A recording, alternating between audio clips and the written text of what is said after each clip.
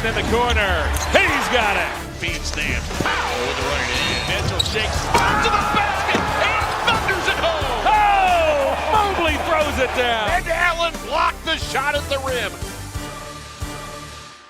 Welcome to the Chase Down Podcast, part of the Cavs media family. I'm your host, Justin Rowan. The Chase Down is presented by Fubo, the official streaming partner of the Cavs. Watch over 350 channels of live sports and TV, including FanDuel Sports Network without cable. There's no cost and no commitment. Try for free at FuboTV.com/Cavs. Well, catching the Boston Celtics on the second night of a back-to-back while being shorthanded was not enough for the Cavs to get out of their slump. They also got some bad injury news and a loss to the Atlanta Hawks. The fellas need to get back on track. And joining me today to discuss how they might go about doing so is my co-host, Carter Rodriguez. Carter, how you doing, buddy? I'm doing okay. Up until the game tipped off, I was having a good day, Watched Zootopia with my daughter. Priming the pump for our first movie theater experience. We still haven't crossed that threshold. Had a nice Thanksgiving with both my wife's family and my both family. My wives. Well, I almost said my wives' families, but then that was like family, but then it's like kind of an implied plurality there. So both families, both mine and my wife's, had nice Thanksgiving. So can't complain about much other than what's on the Cavs court right now, which is it's a little rough right now. Yeah, earlier in the season, even when the Cavs were winning, I think you and I were both kind of taking a constructive approach, right? Like we were pointing out that things needed to get better from the process standpoint, right? Like we're talking about where they need to go to get to that contending level. When you're in a rut like this, I almost feel like you have to strip that back, right? Because a team is never going to be as good as they are when they're at their best, and they're never going to be as bad as they are when they're at their worst. And right now, the Cavs are absolutely in a funk and in a rut. And from my standpoint, thinking about what we need to talk about and what they need to do to get out of this rut, I feel like simplifying things is almost where it needs to start, because we've talked about how this is a season of experimenting and they're trying new things. We've seen the dividends kind of paid in some ways. We highlighted that on the last podcast, what the defensive numbers were and things like that. Right now, it kind of feels like this team needs to get back to basics and kind of rediscover what Cavs basketball is, because they just do not seem to be cohesive on either side of the floor right now. Yeah, because whatever this is, it isn't Cavs basketball. You say a team's never as bad as their worst. This is certainly the worst they've looked in the last 2 years. And that's hard. That's hard to swallow. There is a lot of they are beat up right now. It's clear Darius is not at his best still, coming off of that reaggravation, not aggregation. Not a journalist. And like, by the way, notably worse than he was to start the year before the aggravation. I feel from just a lightness standpoint. I think it doesn't look quite as crisp as it did right at the beginning of the year, right when he came back. So I don't know. Obviously, he's working. I almost feel like some of that is him trying to be more aggressive now, right? Like, because when he first came back, it almost felt like he was trying to fit in, right? Like, okay, I'm going to kind of float around a little bit. I'll set guys up, take the open shots when they're there. And I think now he's trying to do a little bit of that Darius, creation that we've seen in the past. And there's been times where he's just been clumsy with the basketball, right? Like I thought that happened a lot against the Hawks. We got the report from Serena Winters today that Darius, up to this point, had been playing with a plate in his shoe, which makes a lot of sense, to protect that. But it also makes sense from the standpoint of you could kind of tell that some of the movements were a little bit weird, right? Like I expect him when he does that little side dribble at the 3-point line for that shot to go up. And it seems like he hasn't been comfortable getting that shot up for a lot of the season. Apparently the plate had been causing some pain and discomfort. One of those things that when you're playing with metal in your shoe can certainly happen. So now he's trying it with a toe spacer, but he's got to play better, right? Like I think that's a big part of it. It was one thing when we were talking about him coming back and the team looking better despite him not playing well. But now we're getting into a stretch where, DeAndre Hunter has a terrible game tonight. Maybe his worst as a Cavalier. If I'm, probably. I think that's fair. Yeah, I think that's fair. At least from an impact standpoint, I thought it was definitely his worst. But I mean, minus 31 and minus 27 for those two in a 2-point loss. Plus minus is a very flawed stat. It felt that way, though. It felt that way.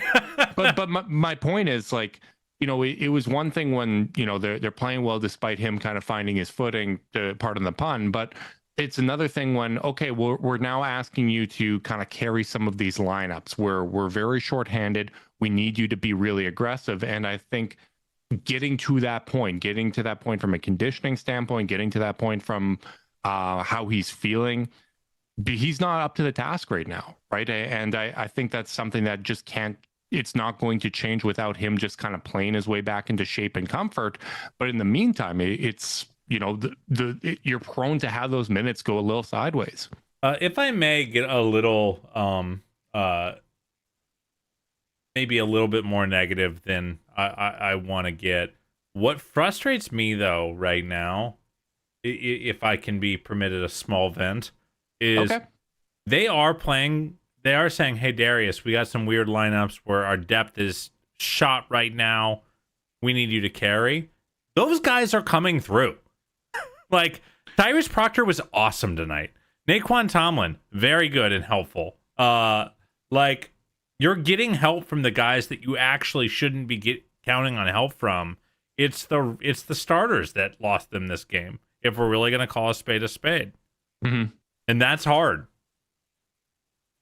Yes and no. I agree with that. When you kind of look at the lineups, the starting lineup was outscored by 27 points tonight. You're right. That is literally true. But yeah, I get what you're saying.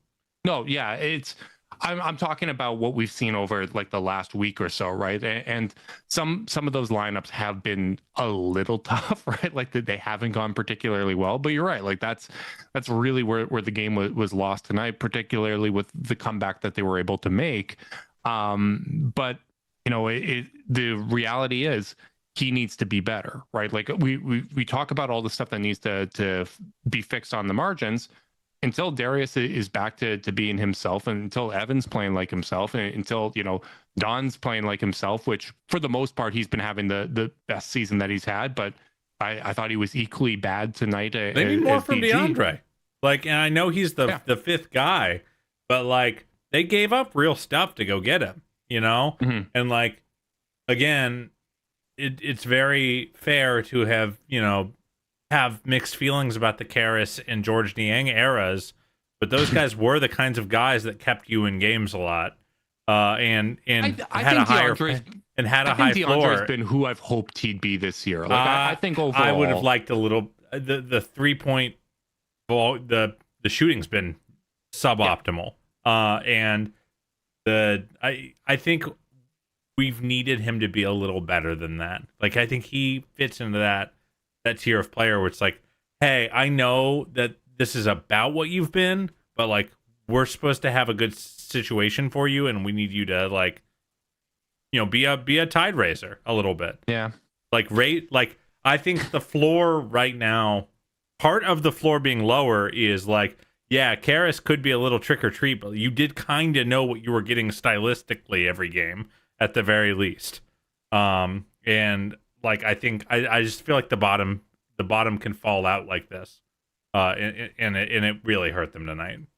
Yeah, I don't know if I fully agree with that. I get what you're saying. I think we have needed him to be more than what he is at times this season, and that's where he's come up short. But I think when he is in kind of what you expect his role to be, that has largely been good, right? When he's got everyone around him, he feels really unfair. Yeah, that starting lineup has been fantastic this season. That starting lineup, or wasn't the starting lineup last year, but when they played last year, it was fantastic. Garland, Mitchell, Mobley, and Allen, when they are playing together this season, it is still a plus 28 net rating. It's 128 offensively and it's 100 defensively. It is great on both ends of the court. And that's with these guys not playing to the level that they need to. And I think so much of this does start just with let's get these guys playing back to the level that they need to individually, particularly with the top end of the roster. Because when the top end isn't pulling their weight and the starting lineup gets outplayed like they did tonight, that's putting too much on some of these other guys. And you're correct. Like I thought Craig stepped up and gave them really good minutes. I thought that was instant impact coming in off the bench. But Tyrese Proctor was fantastic tonight. Honestly, I might have even closed with Proctor alongside Garland and Mitchell just to get a little extra ball handling out there, just to kind of reward who's been playing the best this season. Just go real small with Jalen Tyson out there as well. Like I think I might have swapped Hunter out for Tyrese there. But, you know, as much as those guys are capable of stepping up, that shouldn't be the necessity, right? Like you need to have your top end guys playing better. And I think that's really what this just kind of comes down to right now. It's let's get back on track. Let's kind of rediscover some of our fundamentals here. And then once that foundation has been reestablished, then you can keep moving forward from there. Yeah. And by the way, it does just kind of feel like star, top end whack-a-mole right now. Like you finally get 2 really good Evan games in a row. Yeah. Evan was awesome in this game. He was a +8 and was one of the only reliable defenders, certainly at the rim. Finished around the bucket, hit some threes, kept the ball moving really well. I got to give him a lot of love. 9 defensive rebounds. I think he had 10 defensive rebounds against Atlanta as well, or somewhere near there. Two really strong back 14 rebound games. Yeah, 2 strong games on the boards for him. Certainly not the team, but for him. We'll get to the rebounding in a bit. But like it just feels like you don't know who to count on a night-to-night basis, and like it doesn't feel like they can get 4 or 5 guys playing well on the same night. Yeah, like ever right now. Yeah, it's right now the goal needs to be to string together 48 minutes of good basketball, because they haven't done that, consistently really at any point this season. We've had a couple games where I think you could make that argument, but there's just kind of been these little stretches where, like the Atlanta game, frankly, I thought overall, like their half-court defensive effort was good. I thought their shot quality and their process on offense was good. Where did they lose that game? Transition. It was awful. They got absolutely smoked in transition, coming off a podcast where we're talking about, hey, like they actually keep teams out of transition better than they did last year by a really good margin. The overall averages are a whole lot better there. But what did I say? The frequency stats are the most important thing, because when you come against a team that's going to test you in that way, that's when, the truth really comes out. And I honestly feel like the difference between the Atlanta game and this one against Boston is Boston wasn't trying to test the Cavs in transition to the same extent that Atlanta was. I don't know if a team is playing with that kind of emphasis on getting out in transition. Are we able to contain that? What are they willing? I mean, I do think there is that Atlanta game I think was really hard for me as a fan, because I watched this team do the little things so well last year. Every detail felt so drilled in and not like even a thing. It's like they were so connected that they didn't even have to go out of their way to play smart. They just did, you know? And like in that Hawks game, I mean, the key to a Hawks possession was run straight after the rebound was secured, because someone was going to be running completely uncovered. They would catch the ball. They would probe the defense and either get an easy layup floater or an easy kick out for a 3 or a foul draw, just over and over and over again. And it didn't. I actually don't think the Hawks had to work that hard in that game to get transition looks. Like it wasn't like oh man, only leave one guy back to secure the possession so we can get out. It was just like they just ran harder and and the Cavs consistently didn't find their matchup. Or one person would hang back, or one person would jog and let their guy get kind of get in front of them on their hip and get a clean catch and make someone have to come over and help. Like it was just kind of that over and over and over again. And like it was funny. You really don't want to venture too far into like sports radio takes by like doing this one play. It shows you everything you need to know. But it did feel noteworthy to me, Justin, like going back to like this high IQ kind of stuff and like not seeing them play this, not being as together as I want them to be. Like the fact that they clearly got confused on their plan for the final defensive possession, where they're like, when do we foul? Because clearly they were playing for the steal, and then the Celtics broke that initial press. It seemed like the plan was then to foul, but not everyone knew it. Donovan let out a very clear profanity on camera in the wake of that play. And I do think it just is reflective of the lack of, like this team was so much more than the sum of their parts right now. And last year. And right now, it feels like that's why the positive stuff, like, Jalen Tyson emergence, Tyrese Proctor looking good, Donovan being a stud, Evan's starting to find his footing. Like, there's a lot of good stuff to look at, but or for this even team, stretches of Evan Mobley playing really well, right? Yeah, didn't I just say that? Sorry, I meant to say it. I think the biggest problem is when the Cavs are playing like the Cavs' best this season is 1 + 1 = 2. And they're not always consistently putting 1 + 1 together. Whereas last year, the Cavs' best was like 1 + 1 = 11.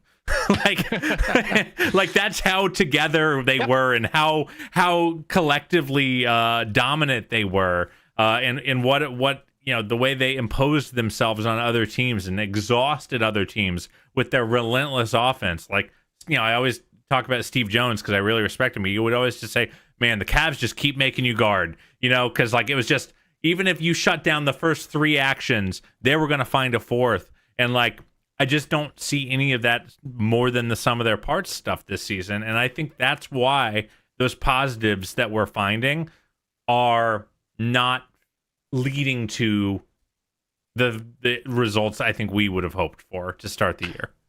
Yeah, and on that final play, I almost feel like at one point they thought they had done their job because it looked like Peyton Pritchard had committed an over and back violation. I think Kenny certainly thought he did in that spot, but you're right. Like there have been just those miscommunications, right? I thought Tyson, while he had a really good game shooting from 3, there was several kind of miscommunications and baskets that he gave up off ball actions that just couldn't happen. And that Atlanta game, honestly, what it felt like was when your football team has a really good game on offense and defense, and then just special teams allows like 3 kick return touchdowns and fumbles the ball, and like you're kind of playing from behind because of that. Like I thought what they did offensively and defensively for the most part, like when we're talking about the half court, I thought that was more than enough to win that game. I absolutely thought it was more than enough to win that game. I thought the overall process was good, but you had so many of those possessions where it just like you just kind of let go of the rope and allowed them those easy opportunities. And I thought the loudest of which were the live ball turnovers, right? Like when you turn the ball over at the 3-point line, some of those, clumsy Garland possessions I was talking about, it's really almost impossible to defend those types of ones, right? Like that is something you could take away. That now the off rebounds and not being ready for those types of possessions, that's a killer, right? Like you got to adjust in game. You got to get back. You got to, make those attempts to stop ball. But yeah, right now it's just trying to string together, having the guys play consistently well at the same time. Because there has been individual stuff that's been encouraging. Each one of these games has had moments or a performance from a player that you can feel good about, but we judge sports and we, analyze these games relative to our expectations, right? And I think you and I were both very excited coming into this season. I think the team was excited coming into this season.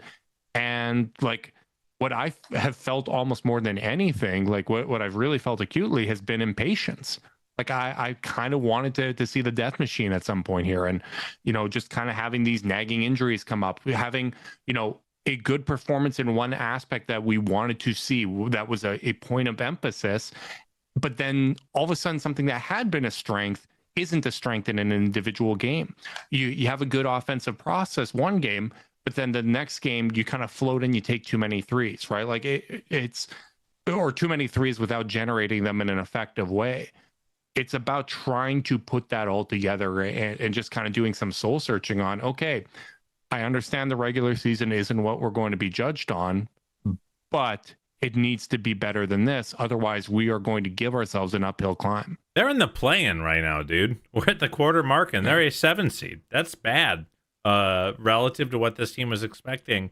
And, yeah, I know they're hurt, but, like, you can't tell me they're more hurt than the Boston Celtics year over year. Like, the Celtics who are right there with them in the standings. And the Celtics are finding ways. I think even the fact that the Celtics are even with the Cavs in the standings basically is kind of reflective of those two things. Like the Celtics shouldn't be a 500 team with the talent they have available to them. They shouldn't be. I kind of picked them to be, but yeah. Like they've been hurt. They've been missing guys. It's not like they just can count on everyone in their roster right now to be available on a night-to-night basis. And like a guy like Jordan Walsh can come in and just completely turn, entire like 5-6 minute stretches. And like the Cavs don't really have that right now. They just don't. And it's disappointing. I think you have to really, at least I, as a fan, I'm trying to like maybe just reframe my expectations for this first half of the year, where it's like, hey, like to your point, if I'm sitting here waiting for Death Machine, I think I might be sitting waiting grumpy for a while. I think I need to start refining my expectations to small things like I should come out of this game feeling good that Evans had these 2 games in a row. And like right now I don't feel that good just because it's coming in losses. It's coming at when other things are going wrong. But like seeing that, like they might just not be in a headspace or a health space as a team, physically and mentally. I don't know. To flip Death Machine mode. So like, what do you want to see? You want to see all the individual pieces show up. Like we've seen extended stretches of dominance from Donovan as a scorer. We have seen now we're starting to see a little momentum for Evan on the come up. When Jarrett gets back in a week, I want to see him show some flashes of that consistent engagement we saw last year. I want to see Darius be able to play 10, 15 games in a row and start finding his footing. And that might not all eat that. Like if all those things happen over the next, 20 games or something like that, but only 2 happen at the same time, you're probably not going to get back to 1 + 1 = 11. But like, if we can get back to like 1 + 1 = like 2.3, I'll take it. I'll take it in the short run. No, I agree with that, right? Like you are a quarter of the way through the season and you kind of have to compartmentalize, right? Like you're not going to fix everything in a week or 2 here. Like it's going to take some time. Realistically, like what Darius is dealing with, you're probably going to be dealing with this for a little bit of time. You're probably going to have a couple of these setbacks. The Cavs released some injury updates today as well, where Larry's going to be out 3 to 4 weeks with the soleus strain. For those that don't know, that is the upper region of the calf, the upper portion of the calf muscle and outer. Jarrett, we know that he's been playing hurt with that fractured finger. We got a little bit of clarification that the finger sprain that had kept him out for some time was on the right hand. I think that makes a lot of sense. We've seen him kind of not have the same touch that we're accustomed to, mishandle a pass or two. So that's understandable. He'll be out at least a week when they reevaluate and hopefully he can get better. I personally appreciate that he's been playing through that and trying to tough it out.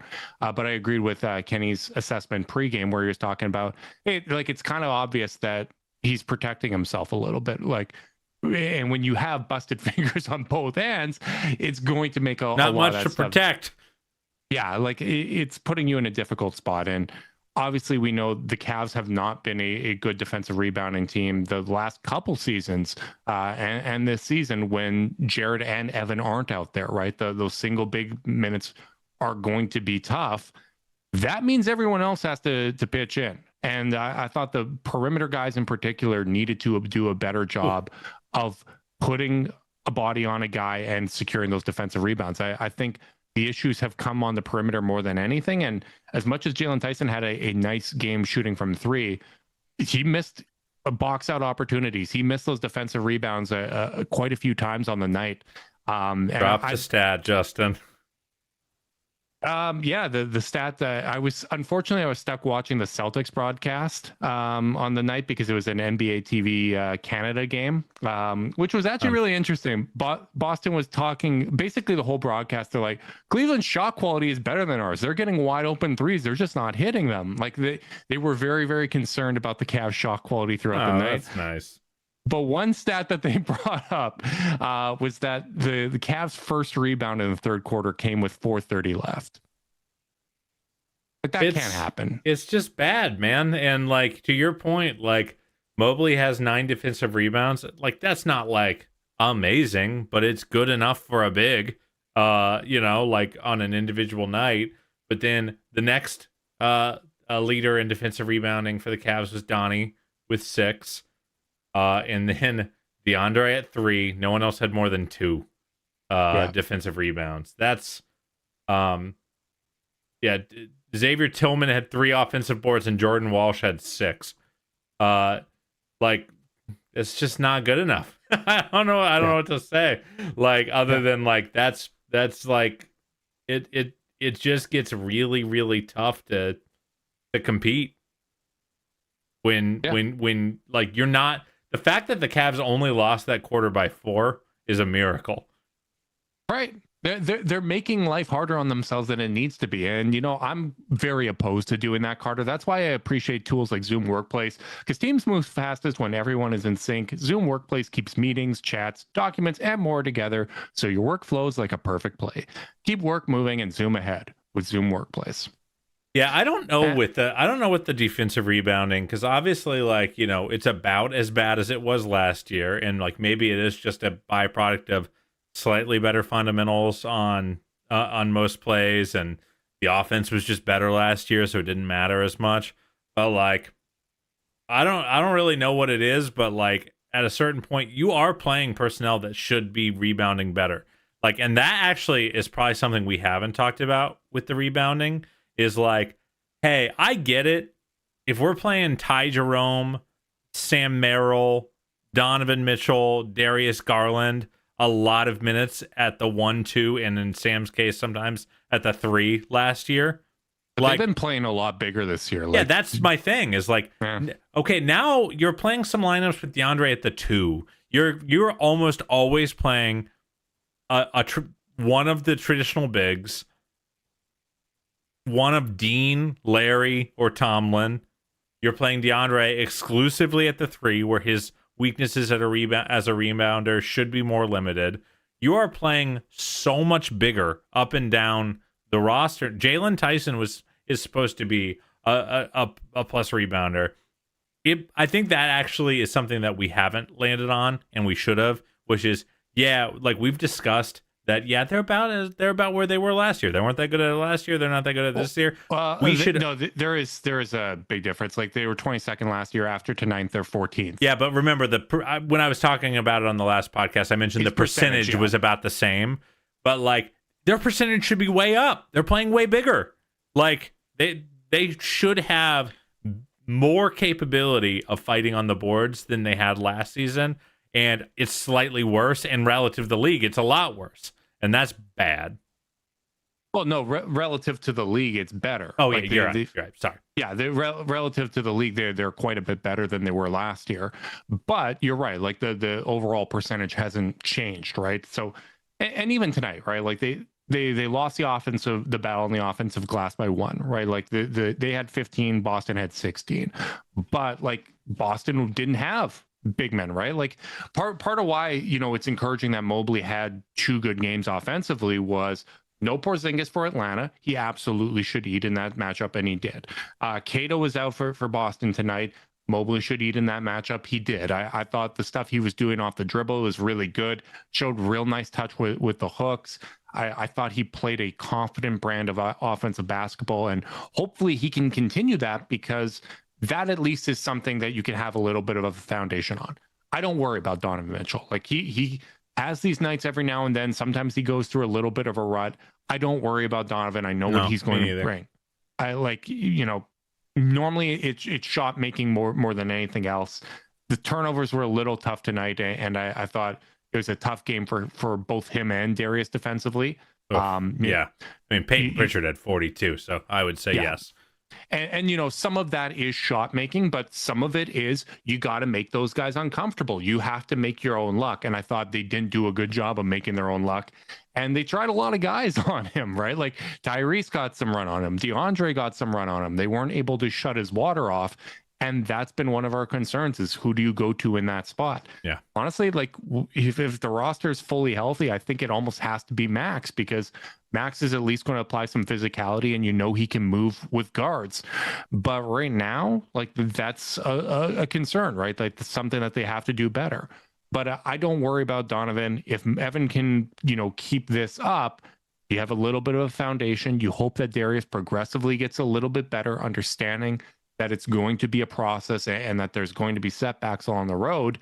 But you hope that if you can at least get those 3 moving in the right direction, that's going to be the tide that raises all boats. And until they're playing better as a collective, it's just going to be a bit of a slog. It's going to be a bit of an uphill climb. And, no one's going to take sympathy on them, second night of back-to-back on the road in Indiana, because Boston was in that exact scenario here, and they outworked you. They outplayed you, and they didn't have tired legs. They went out there and they shot the lights out. No excuses. You're going to be shorthanded. You need to come out and try to correct this against an Indiana team that should not be able to beat you. No, I mean, this Indiana team is one of the worst in the league right now.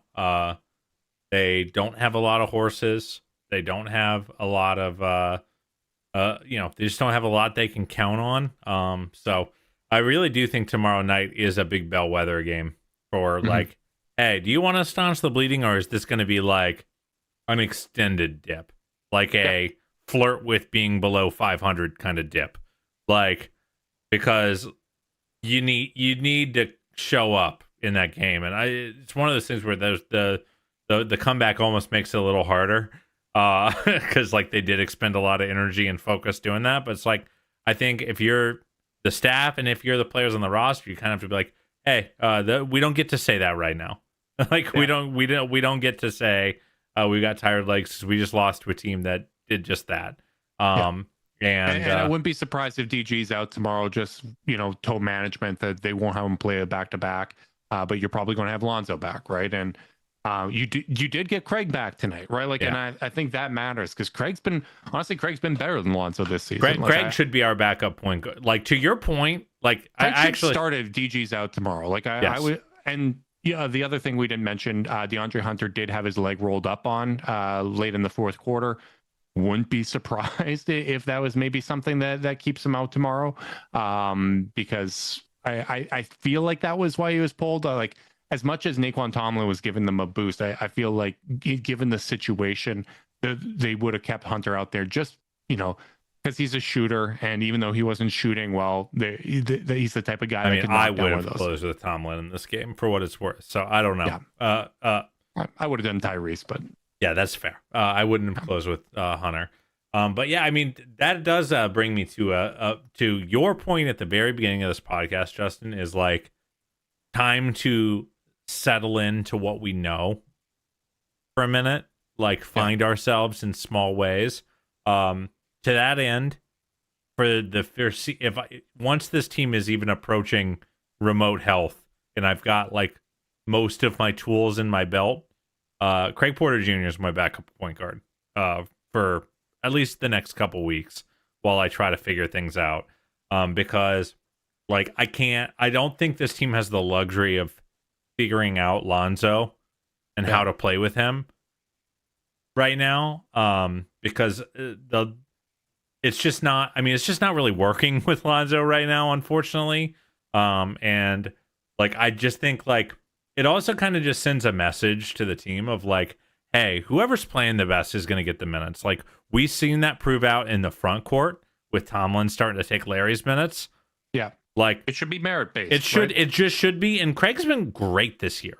I've really loved what Craig has given us on both ends of the floor. I loved what he's given us on the offensive glass. He had 3 tonight. And like the Lonzo offensive experience just isn't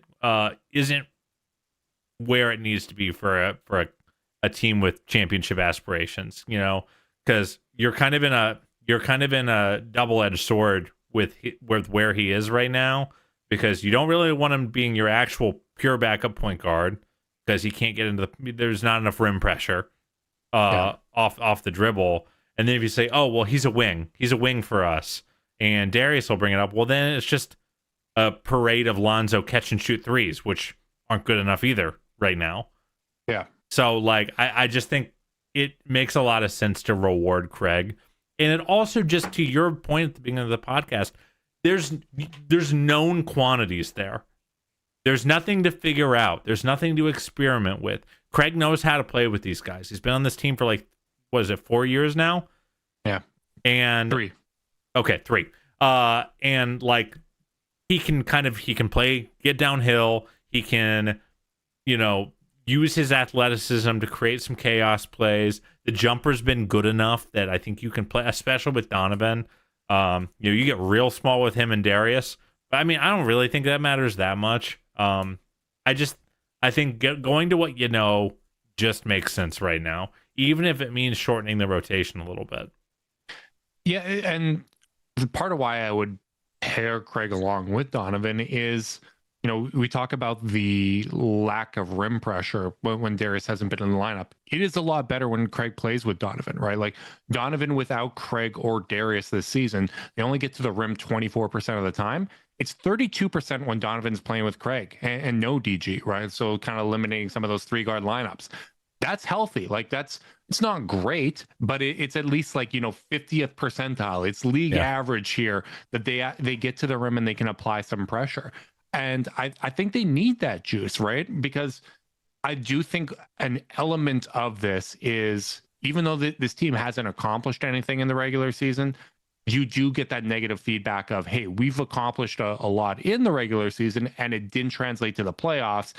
I do think that mentality has kind of seeped into this team to some extent, and they're saving themselves. But as I said, if you don't correct these bad habits, if you don't apply yourself in the regular season, you're going to give yourself an uphill climb. This isn't, you know, I was talking to you before the game where if the Cavs won this game, they basically would have the same start after 20 games as the 2015-2016 Cavs.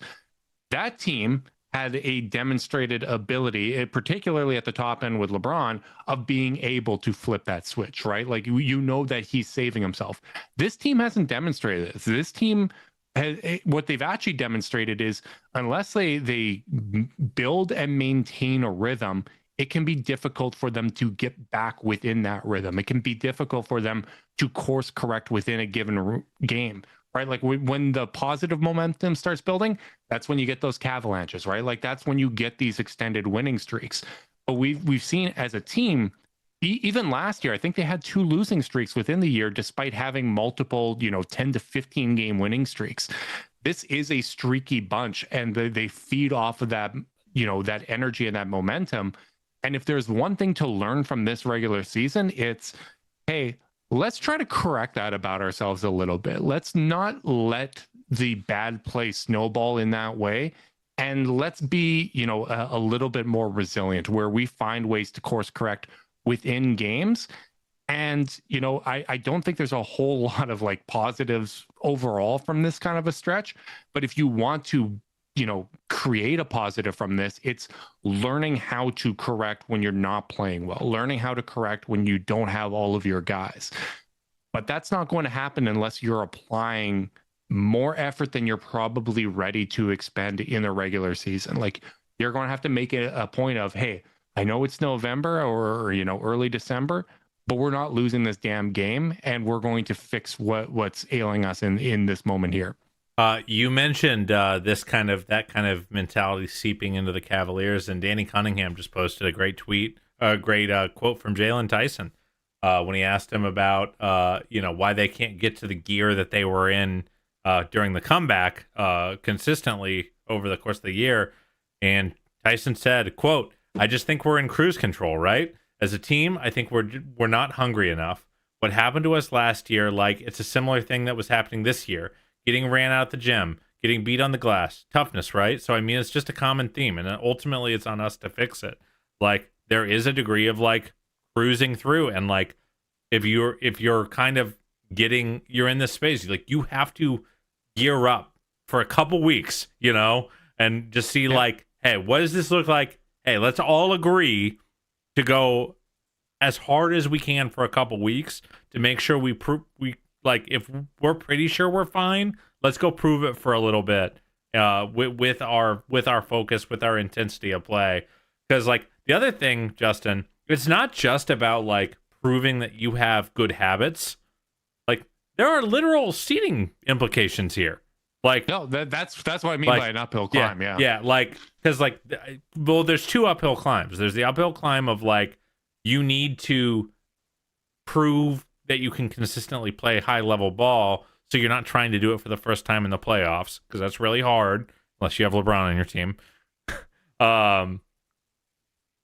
But there's also just the fact that the Miami Heat are on pace for a 53 win season right now. Like the Orlando Magic are high 40s right now. The Hawks high 40s or low 50s. Like you're probably going to have home court advantage in the first round of this Eastern Conference. You're probably going to have to win 50 games.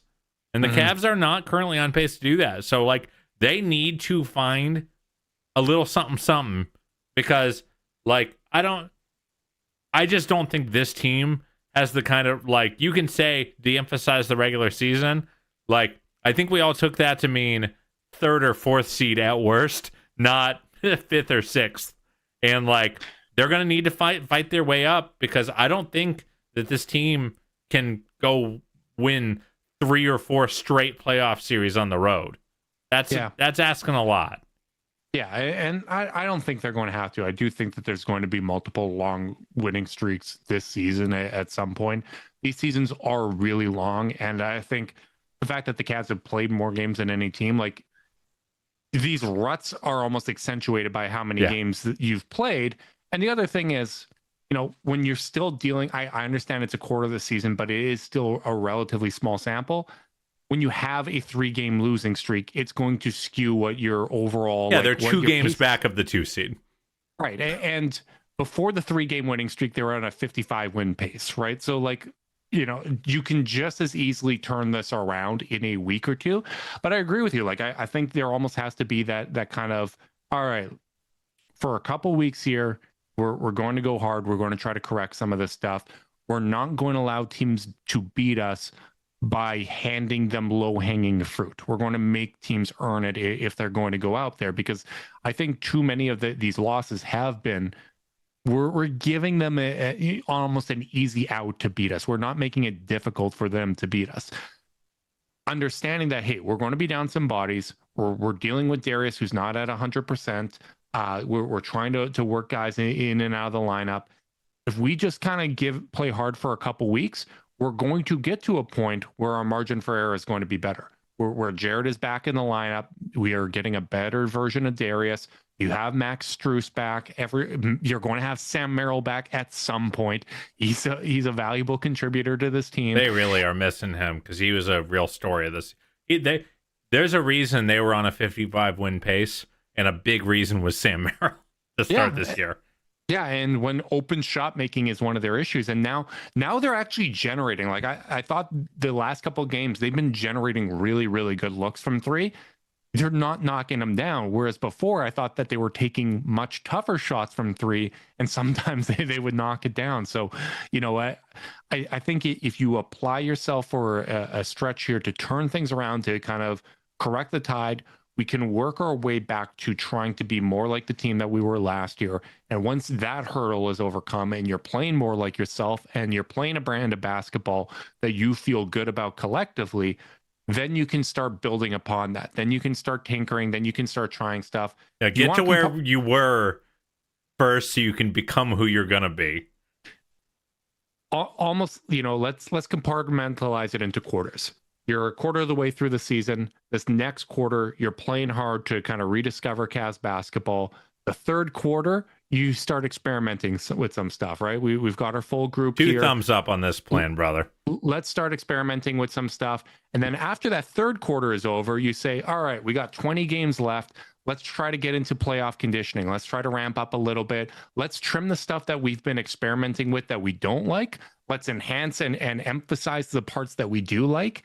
And then you can kind of take it from there, right? Like you almost have to kind of compartmentalize it in that way to get back on the right track. Yeah, I think you're spot on.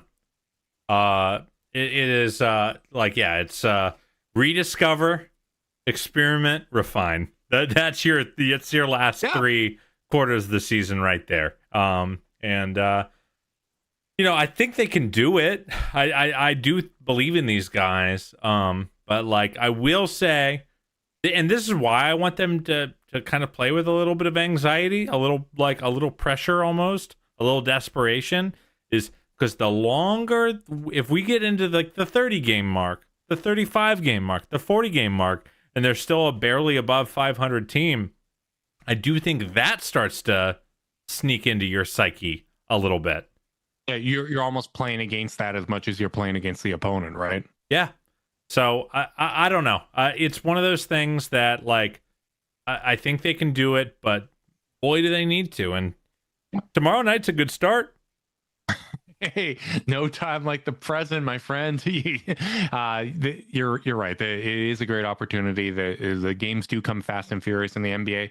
Honestly, this week's a good opportunity. This you know, if they apply themselves, this could be 3 wins. You could turn it around in that way, or it can cascade and you dig yourself a bigger hole that you have to dig out of. They play 5 games this week. Yeah, they do. Wow. It's just Sunday, Monday, Wednesday, Friday, Saturday. At least we don't have the jam-packed late season schedule like we had in the past, but man, do we have a lot of games at a time where turns out it just sucks. It just sucks. Or whenever it happens, it sucks. It's never at the right time, and you know, maybe some of that has to do with why guys are out. No kidding. Yeah. But you know, better now than later, but never would be a whole lot better. You know, hopefully they can turn this around. We'll be podcasting live after Wednesday's game. Big thanks to everyone that tuned in live after this one. We appreciate you guys. Make sure you like and subscribe. Click that notification bell so you know when we're going live. If you're listening via podcast and you want to support us, leave us a rating, leave a review, subscribe, unsubscribe, resubscribe, and help cook those books. If you want to be part of Chase Down's exclusive Discord chat, send a screenshot of that review to chasedownpod@gmail.com. However you choose to support us, we really do appreciate it. Make sure you guys are staying safe out there. Until next time, go Cavs.